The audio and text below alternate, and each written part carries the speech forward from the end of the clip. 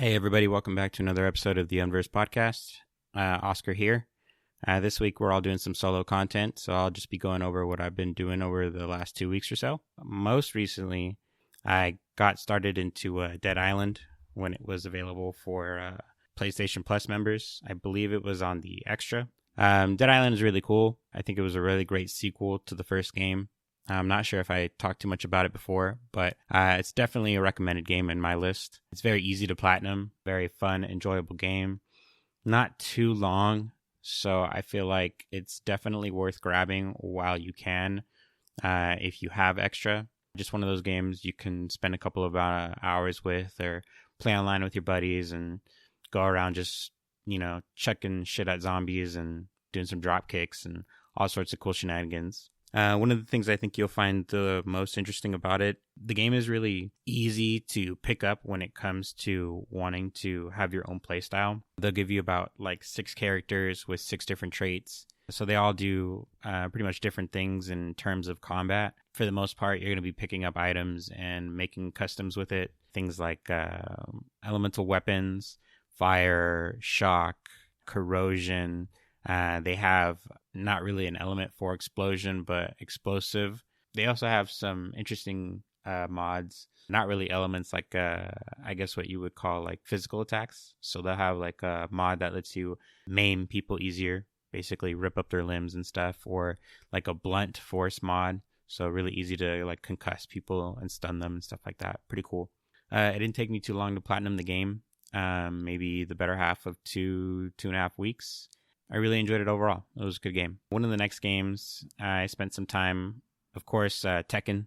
We're all really super into Tekken here at the Unversed cast. So I did spend some time cleaning up my trophy list, going back into Tekken and platinuming the game. All in all, just to kind of touch up on it in a couple minutes, we did talk about the story, I think, at one point.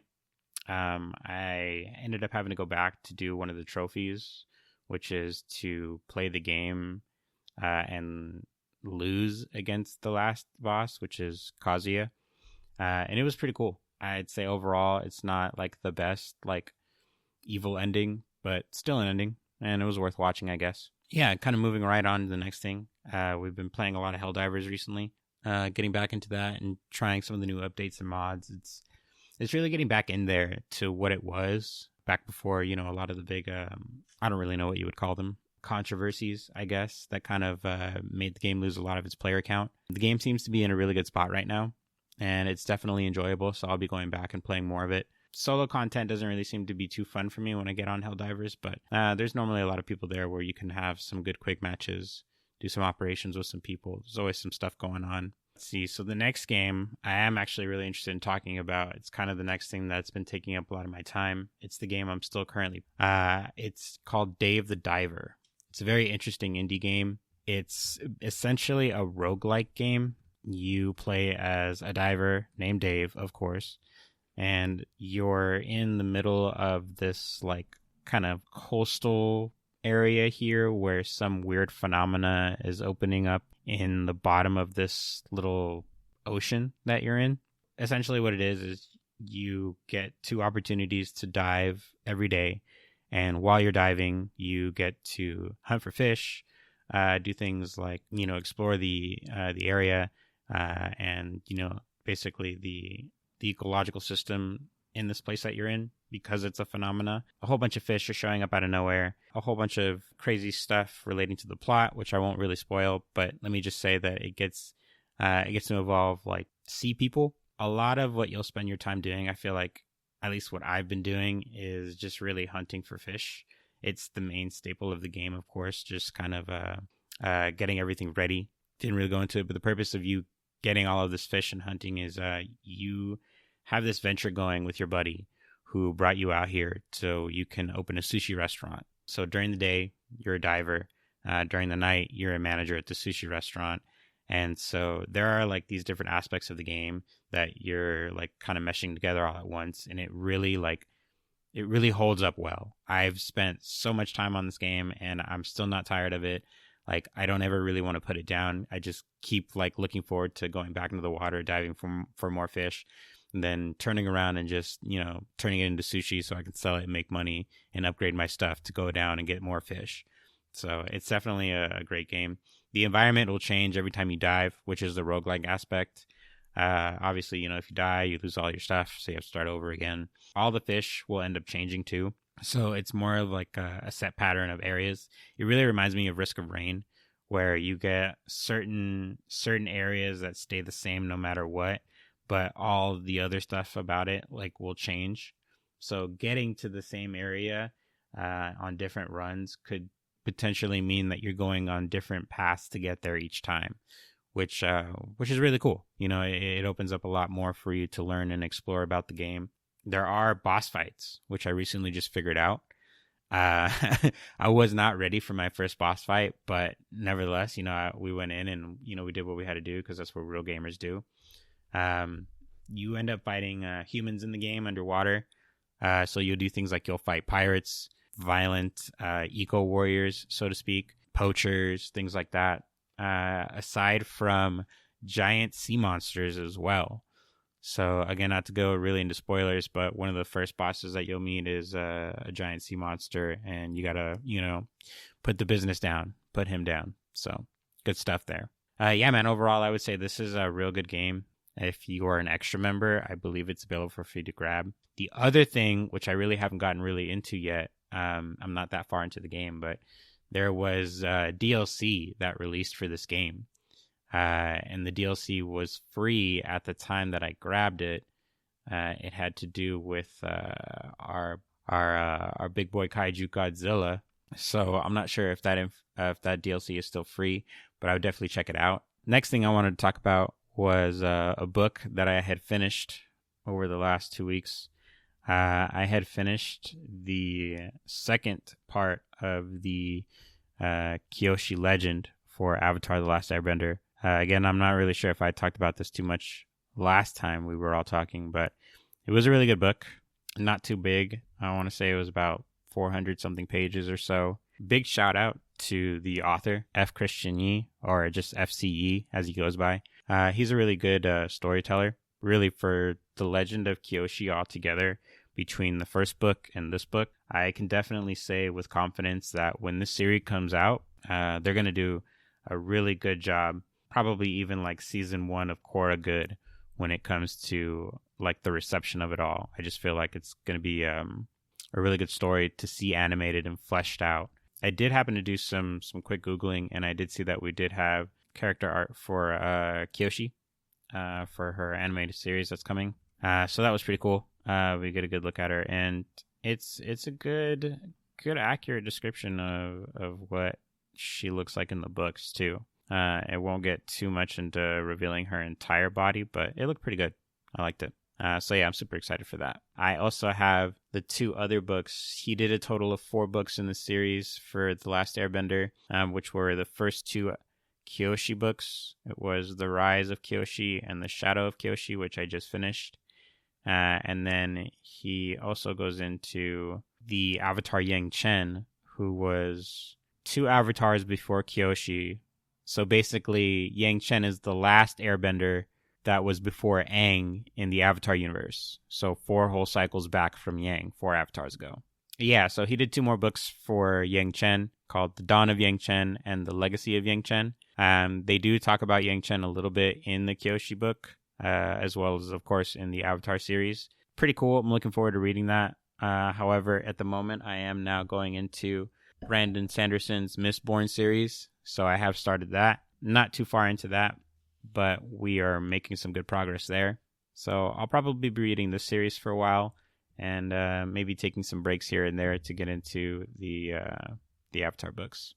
Within the past 2 weeks, I had the fortunate blessing of experiencing another birthday for this year.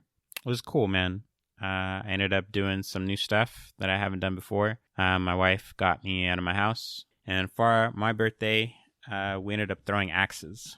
Yeah, we ended up going to an axe throwing range. It was pretty cool, man. We had a lot of drinks. I was there with my cousin, my wife, her best friend, Adam. Yeah, man, we were just throwing back some drinks. It works a lot like bowling. You know, you have like a little lane to yourself, some options for throwing knives and throwing axes. It was funny too, when we got there, the lady who originally sat us in our table and kind of went over what would do, how we throw things. She was really fast. Like, she was just speaking so fast. Everybody's just not wanting to be rude and just tell her to like re-explain things over and over and over again. So all of us, being the way we are, just like, yeah, no, it's okay. Yeah, we understood it. Half of us were just chucking the axe at the wood post that they have. They painted the bullseye on it.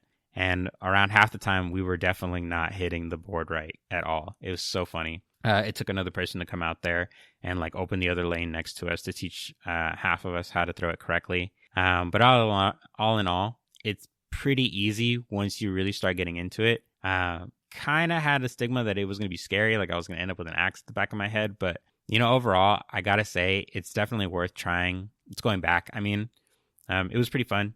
I would definitely do it again. Turns out my wife is super good at it. Other than that, we also went to another place out in my town here called Player One Barcade. Pretty cool place. I wanted to give it a shout out here on the cast. It's a barcade. There are not too many of them. I believe there are a couple just on the West Coast. It is a bar that started in Los Angeles, I think. One in Los Angeles and one here in Las Vegas. But yeah, man, it's a pretty chill spot. If I haven't mentioned it before, and you're in either area, it's definitely worth visiting. Picture this. Essentially, you do have a cover charge. Cover charge is $6. As long as you're a local for any of the West Coast states, you're just going to get charged that price. Otherwise, it's like $10. But once you get through, everything is free to play. All the games there, all the retro arcade cabinets. If you wanted to play some of the next-gen stuff, they have those ready for you at the bar. So if you're ready to get salty and sweaty and you brought your sticks, you could just chill, take a stool, just load up Tekken or any other fighting game. I've usually seen a lot of people play things like Mortal Kombat, Smash. They'll play other party games like Mario Kart or NBA, like sports games, things like that. They got it all. And it's fucking awesome, honestly. There's so many good things that I can say about this place. They got sections if you want to chill, so they'll have like little big screens and places where you can sit down and just do some like 1 or 2 player games. If you're down to do some Call of Duty or whatever, they have you on just about everything. Shoot, if you're willing to and you got a couple quarters, the only things that weren't free were the pinball machines. But man, they got a lot of pinball machines, and I'm not gonna lie to you, man, it's a good time. It's definitely a good vibe, and I found myself playing a couple, taking up some of my time as well. Yeah, when we went there, the fellas were playing Smash over at the bar, visited a couple of the arcade cabinets. I found a Tekken 2 cabinet, so I was playing that. I wanted to see if my skills that measured from Tekken 8 would measure basically on Tekken 2 with the, the buttons and the lever and stuff like that, and it's okay. I picked Heihachi. I didn't get everything right, down to say. Trying to do the forward, down, down, forward, so that you can do the, the electric fist and stuff like that. It's kind of hard to do on the lever, or I guess I'm just not used to it, since I use leverless. We played a lot of DDR. Yeah, thankfully that was there. All the arcade cabinets were working, everything like that. There was definitely a lot of sweating, a lot of dancing going on, because, your boy plays on medium and extreme, and that shit is not easy. But I was breaking a sweat. So 2 nights ago, we ended up seeing a movie that came out to theaters. It was only in town for 1 night, funny enough, and out of all the theaters in Las Vegas, there was only 1 theater in town that was showing it. We ended up going all the way across town just to make it in time. We saw Ghost Cat Anzu. It is a kids manga. It was written and illustrated by Takashi Imashiro, and it is almost 20 years old. I think it was published from 2006 to 2007. And so there was an anime film adaptation that was made for the series with the same name. We went and we saw it. It was a really cute movie. There were a lot of good parts. There weren't a lot of I would say a lot of sad moments in the film. So it's kind of upbeat almost the whole time, which is pretty cool. To give you a quick synopsis, essentially, we meet this girl named Karin, Karin, Karin, and her dad, Tetsuya. And essentially they're going to see Tetsuya's dad out in this rural countryside.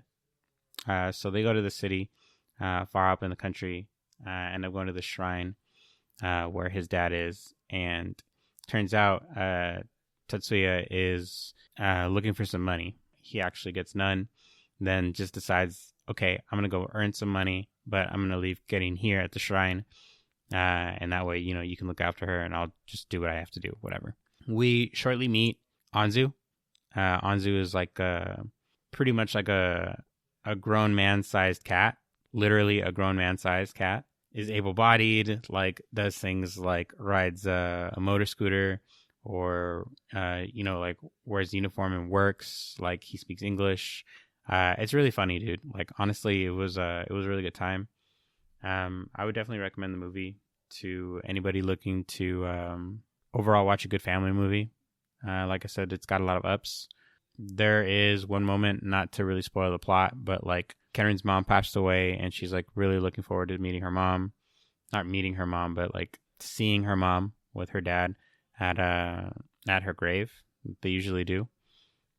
So there's a cool moment in the film where they kind of touch up on death, which is kind of one of the overall subjects, and just how they interpret it, how what death is and how things work. And I don't want to say the wrong religion, but I want to say the Japanese believe in Buddhism, so there's a little bit of that you get to see. And it's really cool, and definitely recommend it to anybody that can watch it on stream or maybe is able to purchase it. Ghost Cat Anzu is definitely worth a watch. All right, guys. Well, I don't really have much else to talk about. I hope you guys have a great holiday. For anybody who is enjoying the holiday over the next few weeks, you guys stay safe out there, and we will talk to you next time.